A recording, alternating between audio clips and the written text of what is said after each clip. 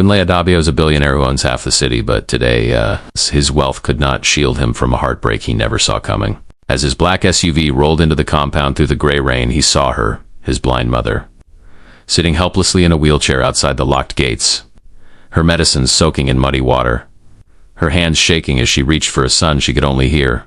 In that moment, Kunle forgot his billions. He dropped to his knees in the mud. He saw the woman who raised him treated like trash thrown to the wind. But inside the warm, dry house, his wife Efioma stood with a calm cup of tea. She called it an annoyance. She called it wanting fresh air. She didn't realize that the storm outside was nothing compared to the fire she had just lit in her husband's heart. The secrets of this house are screaming, and Kunle is finally starting to listen. The silence in Kunle's house has been broken by the truth. Neighbors who were once afraid to speak are now shouting the secrets of the dark years.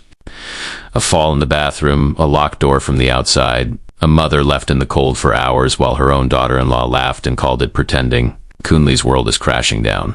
He found the boxes, his mother's Bible, her old photos, her wrappers all packed away like she was a guest who had overstayed her welcome. Efioma stands tall, shielded by her family's power, but she didn't count on the one thing money cannot buy: a witness.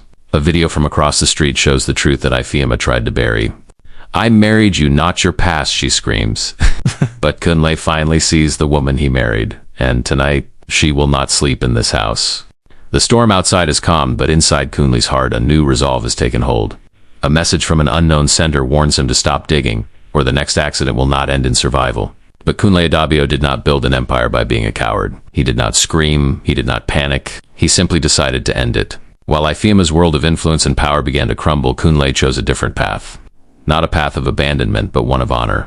He moved his mother to a quiet home by the sea, a place where the air smells of salt and peace, where no one will ever push her into the rain again. As the sun sets on the balcony and his mother smiles at the sound of the waves, Kunle finally understands. A heart without kindness will always destroy itself, no matter how rich it looks from the outside. His mother was once pushed into the rain, but she will live her remaining days wrapped in dignity, love, and the peace she deserves.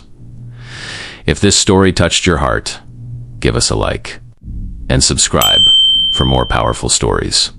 Drop a comment below and tell us, where are you watching from? We read and reply to every comment. See you in the next story.